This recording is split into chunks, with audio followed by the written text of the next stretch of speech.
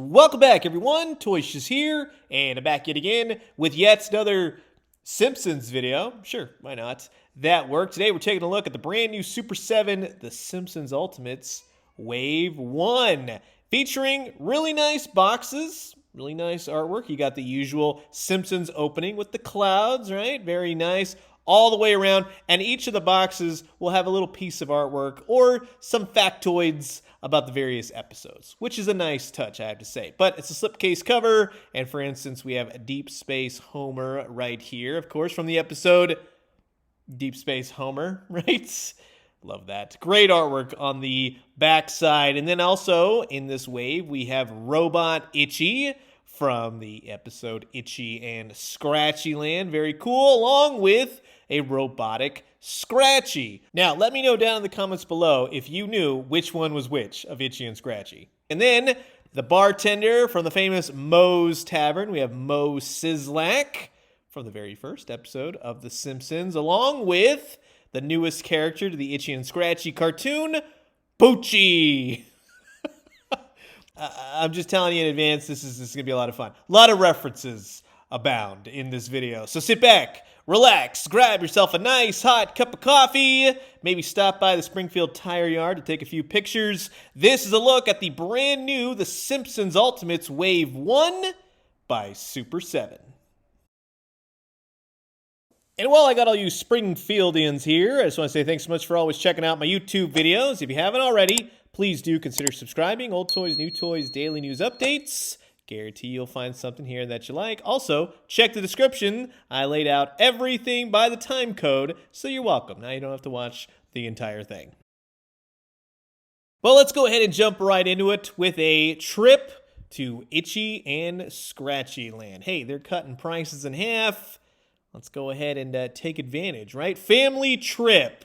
But as we all know, nothing ever goes well on a family trip, right? Especially when you're dealing with The Simpsons. So the first figure today is the Robot Itchy, and he comes with a gun accessory, so you can fire bullets at Robot Scratchy as they're walking down Main Street during the Itchy and Scratchy parade. Hurry! If you don't catch the 12 o'clock parade, you'll have to wait for the 12:05 parade. But also, you get a hatchet, axe, whatever you want to call it. Nice silver paint, little red right there, nice handle to it. And you also get a very cool oversized cartoon mallet. It's a little bit of a seam on one side, but it's perfect for bashing in a cartoon cat's brains. And then you have a rusty chainsaw, nice silvers, nice red, very simplistic. Although the paint could have been a little bit better in some areas, especially around the handle. But nice overall. And then you get the very cool cartoon drum featuring Scratchy's face, which is a nice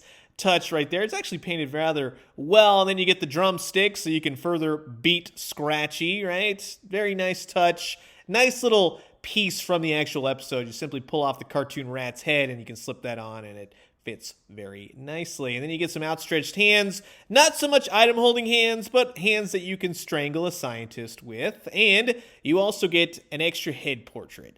And I'm going to tell you, when they say extra head portrait, this is one of those where I think the regular head portrait could have just done it all in one go. One head portrait for everything. There's really no difference other than you can pull the top of Itchy's head off, and then Homer can learn about the intricate systems of a robot and why his never work. It's got great paint, nice eyes, you got the teeth. Everything looks cool. You simply just reattach the head. It was a little bit off to begin with, but once I put it on there and left it for a day or two, it form-fitted back. But like I said, you have this head, you have the head that's on the body already. Why not just encapsulate it all in one go? I don't want to be switching heads all the time. If you can make it just kind of work all in one go, that's the only thing. You could have included other accessories like a camera, or possibly even a head that's affected by the flash of said camera, right? And no, this one does not come off. It's glued on there, which is interesting. Are there circuits underneath? I don't know. I'm not going to pull the head off and find out. But you see the rest of the robotic Itchy. It's nicely done. Nice attention to detail. Looks like it's shambled right out of the episode. It's got Really cool feet. He's got peg holes on the bottom of the feet. Now, he does have this little robotic tail. I wish it was a little bit longer. We'll talk about more of that when we look at Robo Scratchy. But the eyes are nice. The paint is nice. This is one of the better painted figures, although I will tell you, make sure you line up everything accordingly, especially when you want to start moving the joints. I did find that you may have to heat some things up, like especially in this instance with the necks right here. Once you get it going, it's fine, but it's because the paint gets into the joint and makes it stuck. Now, you can put the arms up. They have single jointed elbows. You can spin at the elbow. It'll spin at the robotic wrist as well. Also, just as a heads up, the head is incredibly heavy while the body is incredibly hollow. So he's very top heavy. He has a little bit of a waist. He's got these cool, very interesting robotic legs. They're very thin with some knee articulation, of course, single jointed, and then, of course, the foot articulation. However, it behooves me to say that in true Super 7 fashion, the legs are loose, especially the feet. And because the tail isn't long enough, it really doesn't help in being this third leg, which would then help it stand. He consistently wants to fall forward unless you properly position the legs. I will tell you, once you get him going, it does work, but then some of the accessories are very heavy as well, which then adds more weight. The arms are fine. There's no looseness in the arms. It's mainly the legs, and that's the most important part when standing a figure, right? But to look at Robo Scratchy now. Now, he does share some of the same accessories, like said rusty chainsaw, pretty much the exact same. He's got the gun, pretty much the exact same. He's got the cartoon mallet, again, pretty much the exact same. And yeah, the axe, it's nice. It's nice that you can have them with the same accessories. Although Scratchy does switch it up with a giant kitchen knife. So that's a nice little difference right there. He also comes with the baby axe that Lisa points out in the episode, right? Very cool. Aw, look at the baby axe, right? Well, that baby axe doesn't stand to save its baby axe life, right? Now that I say that, of course, it stands. We'll give it some time. We're just going to keep running this, right? Now, this is the best accessory out of both of these. You get the Bort license plate. And thank God we were able to get them before they sold out, because we officially have said Bort license plate. Look at that. I told you that axe would fall over. See, he doesn't stand very well. Now, Scratchy does come with a pair of extra open hands, bigger hands, totally fits his larger body. And again, much like Itchy, Scratchy has an extra head portrait, nicely painted, does all that good stuff. You can pull the faceplate off. Really wish they wouldn't scream. But it's cool. You can see all the inner workings, the robot parts, and it's all painted nicely. But again, if it's the exact same head portrait, why are there two? Put extra accessories straight from the episode in the packaging as opposed to another head. I don't want to swap out heads. It's just kind of weird. If it was a different expression or the head exploding or shooting sparks or something, that would be cool. But as you can see, little paint debits here and there on Scratchy, unfortunately. Itchy largely made it out okay. Scratchy kind of shares some of that looseness here and there, especially in the legs.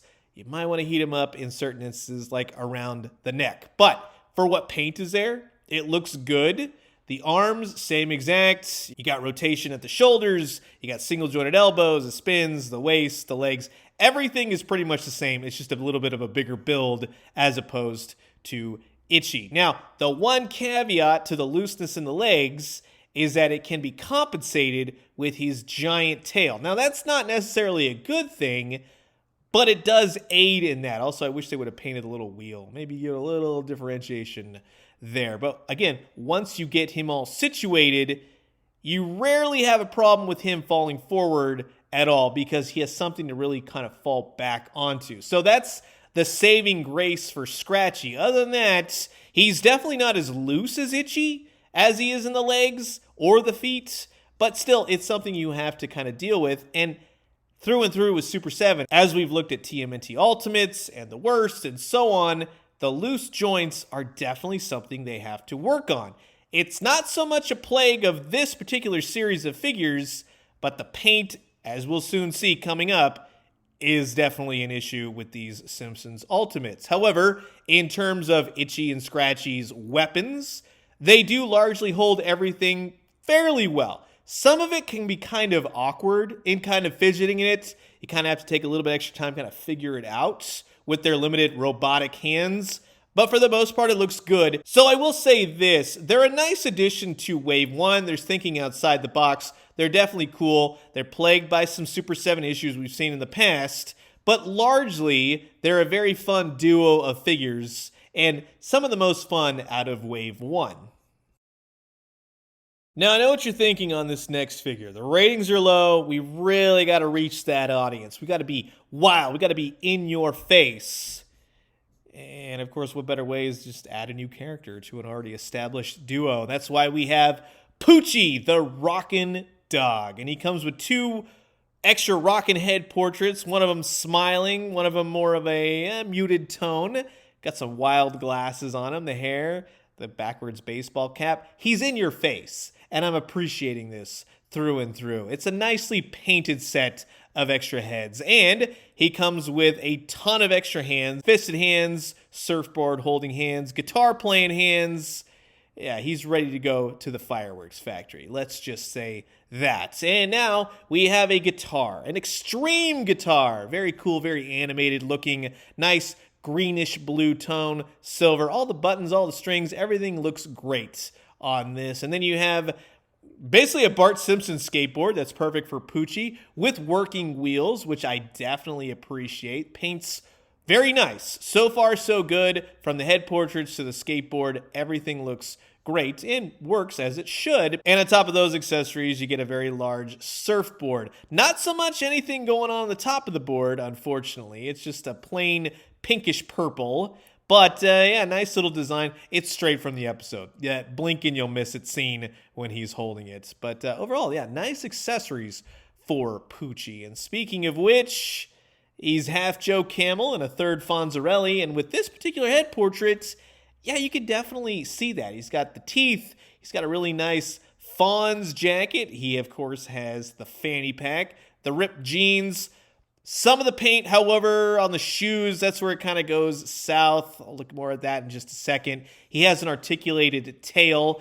He stands rather well, so you don't really have to utilize that, if ever. He's a very sturdy figure, and I totally appreciate that. But I like the head portrait on this one. He's totally rocking out. He's got a little bit of a goatee. I think the main problem with this figure, though, in looking at it, is that you really see the seams on this figure. It really stands out. And that, to me, is kind of like, well, I wish it was then molded in a different way because it really does stand out when you're looking at the figures. But in totality, Poochie is a nice addition to Wave 1. I would just say, again, it's hindered by some instances of muddled paint, especially right there on the top of his Converse 90s shoes, right? Whatever you want to call them. But then in looking at this head portrait as opposed to the more somber noted one, you see that the nose is very different. And that's where that line about being half Joe Camel and everything kind of comes in. He kind of takes on more of a Snoopy vibe, which I get it, kind of adds the different expression, but it kind of looks like a completely different head portrait, especially in looking at this one. It's almost like when the animator was drawing the cartoon design, you got to add a little bit more and he kind of fills in the glasses. It's kind of like before and after a little bit. He has some head articulation and then he has neck articulation as well, which allows for a lot of movement. So not complaining there as far as looking around, doing the extreme thing. The one thing, though, with articulation in the arms is that this side does not want to get past this area of the joint. And then if you force it, it's starting to eat into the side, kind of gnashing at it. And then you have this side, which gives you no problem at all. So go figure, it just doesn't want to go higher than that. And then you have the arms, which have single jointed elbows, which look great, work great. There you go. Not double jointed, just single jointed. Keep in mind. And then you have some wrist articulation as well in the hands. The hands can be kind of cumbersome. Kind of have to figure it out when you're swapping them out. But once you get it, it works pretty well. Now, he does have some waist articulation right below the fanny pack, so that's cool. The legs will kick out only so far. He has single-jointed knees, which work. It kind of adds to not really breaking up the sculpt too much. He will spin at the knees, and then he has some foot articulation. Basically just allows him to swivel. That's really all I got for you. Take special note, though, when you are moving the knees around, that they do match up. And on the backside, like I said, he's got some tail articulation. It doesn't want to go up too high. It basically goes off to the sides and up oh so far. But I will tell you this, for a cartoon dog that was just a one-off kind of joke, it's a nice addition to your Simpsons collection. And like I said, just make sure all the lines match up when you're posing him out. And yeah, you should have a great time with old Poochie. And at the end of the day, with his accessories, the guitar, the surfboard, the skateboard, everything looks good and really fits to elevate this particular character. Now, moving on, we have the one and only, the purveyor of Moe's Family Feedback, Moe's Tavern. We have Moe himself. Now, just as a heads up, this particular figure is supposed to come with an apron. They didn't include it in the box when they shipped these out, so you have to contact Super 7 and let them know, and they will send you one. If you ordered it, let's say from Entertainment Earth, just give them proof of receipts, and they will be sending those out, hopefully fairly soon. And for me, unfortunately, no, I didn't get an apron either, so we can't really look at it. But it is a soft goods apron. Just wish it would have been in the box. But in looking at Moe Syzslak, he comes with a bevy of extra hands, finger pointing, glass bottle serving, throwing hands, fisted hands, you name it. He's got 2 extra head portraits. One of them a screaming head, one of them, he's trying to smile and look good for a certain Duff beer calendar, right? Both are painted very well. I will give it to him on that. Both look nice. However, when I was switching the heads with the more smiling head, the neck piece, as it doesn't line up all the way, took a chunk out of the paint right there. And as you can see on this head, it started to before I caught it. I was like, oh my God, I am actually digging into the neck. I'll show you more about that when I show you how to switch the heads. It'd be kind of cumbersome. But for everything on this particular head, the gum line, the teeth, the paint on the tongue, it looks good. And the white of the eyes really fits to the sculpt. He also comes with a jar of pickled eggs, which is very funny. But I think it would have been even funnier to put a cockroach in the pickled egg, or at least be able to open the lid so I could put a cockroach in the pickled egg jar, right? And then he comes with a flaming Moe as well from that particular episode where he took a flaming Homer and created a flaming Moe. So you get to see the cough syrup in the purple. It comes out of the glass, which is a nice touch. So then you just have a regular drinking beer glass. But then it would have been kind of cool to come with some Duff beer or some frothy beer to then put in the glass as well. I find it very odd that Moe doesn't come with any type of beer at all. He does come with the dirtiest dish rag in the business, right? Very cool. It's just a piece of plastic. I think cloth goods may have benefited this a little bit more, but for what is there, it's okay. Then you get the telephone from the bar, which is nicely done. Got the big old buttons. You have the phone itself. Could have been painted a little bit better, but I will tell you, the biggest problem is at the bottom right here. It's been glued in, but it's glued in wrong. See how much it's overshot right there? I can't even press that up. Whatever glue they use, it's on there. But you can take the phone off the hook, which is really nice. So then you can have a nice setup of Moe taking the phone calls from prankster Bart Simpson. Now, one of the perplexing, oversized accessories, I will say, is this giant box with the lock. And it's not bad. It's very cool, right? It's got some silver right there for the door.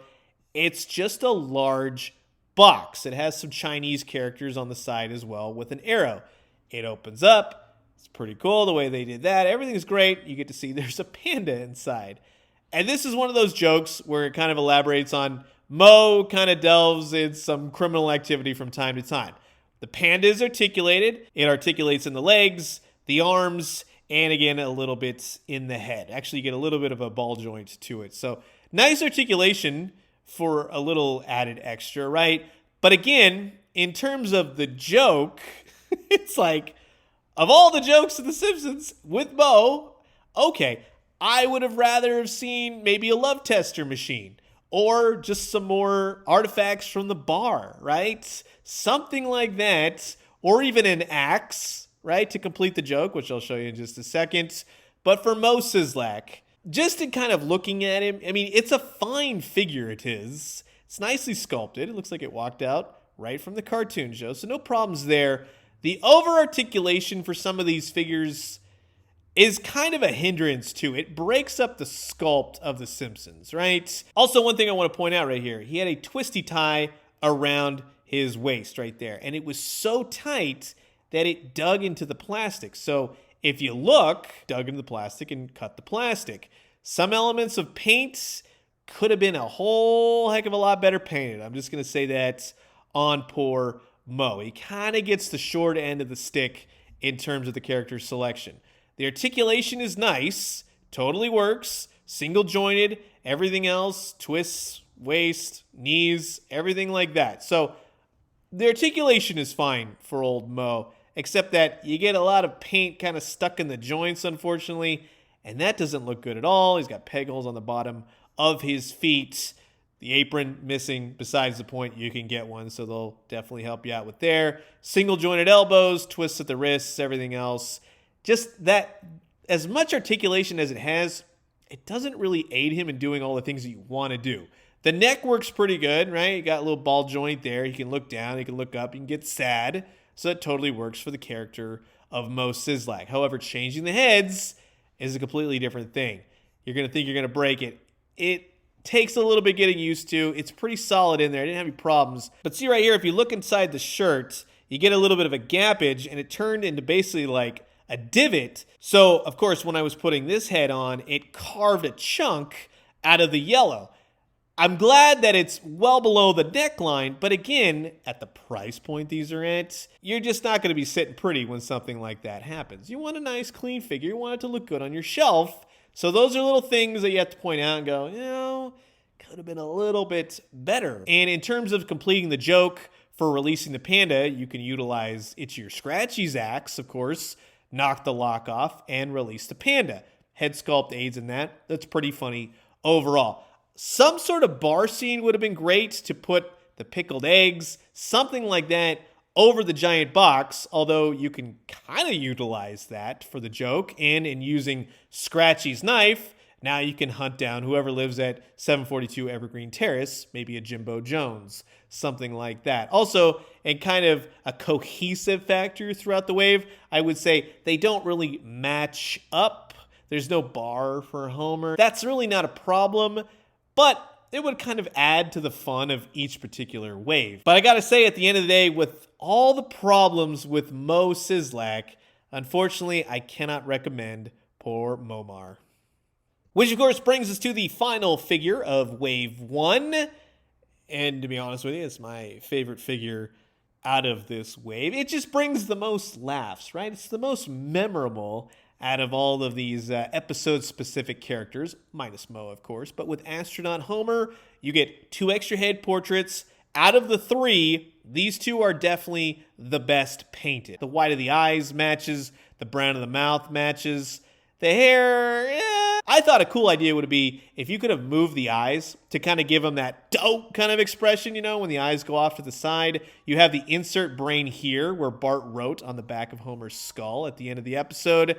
And the hair is kind of interesting. Nothing you have to worry about breaking here. They're rubberized pieces of hair, and they're very flexible, so I totally dig that. It's just the back side of the hair, that's where you kind of run into some elements like it really could have been painted much better. It's just very off in some instances. And Homer's going to kind of fall into that. It's hard to kind of switch the head area that Moe had. Now, he comes with a bag of potato chips, of which he smuggled on board. Very cool. Nice red bag. Pop them open. Careful, they're ruffled. You get 7 ruffled potato chips.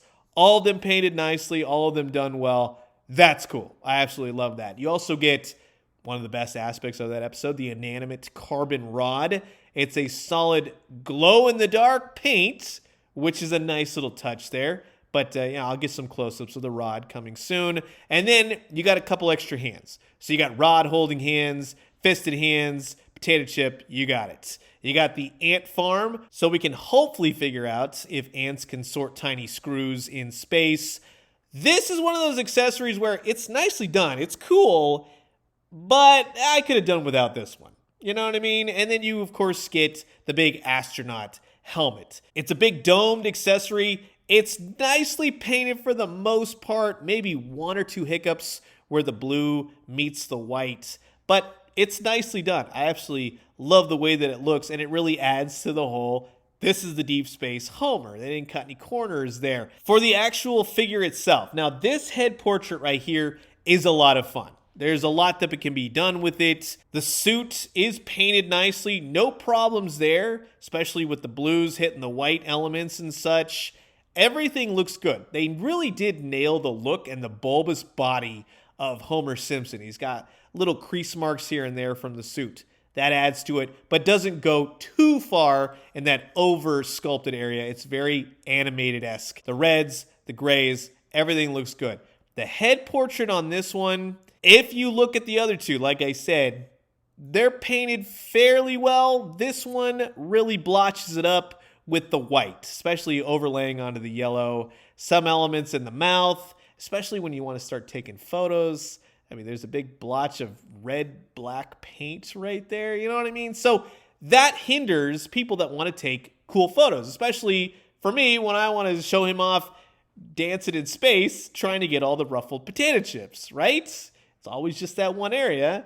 It just kind of hinders it. And that's no bueno, right? Again, especially at the price point it's at. Now, the articulation of the neck can get kind of gappy, but it does aid in really allowing you to move him around. So I really don't have a problem with that. You get a lot of extra momentum out of that. The arms go all the way up. No problemos there. Very tight joints, but not too tight where, well, I take that back. Right there in the arm, right? First thing I say. But he's stable in the legs. We'll just say that. Nothing got overly loose. He's got nice wrists. For the most part, you swap out the hands. Very easy peasy. He has a diaphragm, which allows you to rotate him. It kind of moves forward and backwards, which is totally fine, but I find that I very rarely use it, and I prefer matching up the zipper more than anything, you know what I mean?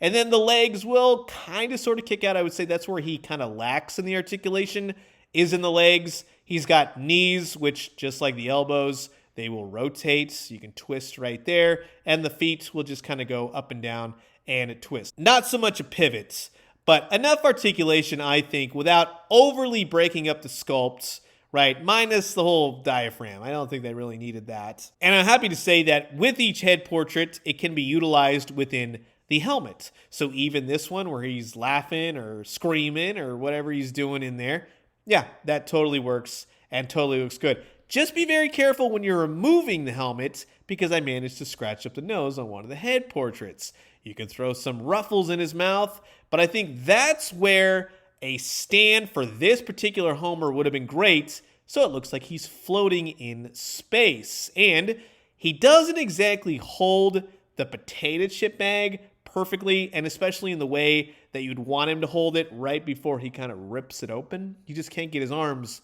going that way. The ant farm, he holds that fine. But like I said, it's just kind of a random accessory, one that doesn't really apply to this figure. But the inanimate carbon rod is great, especially when you want to bash some astronauts, right?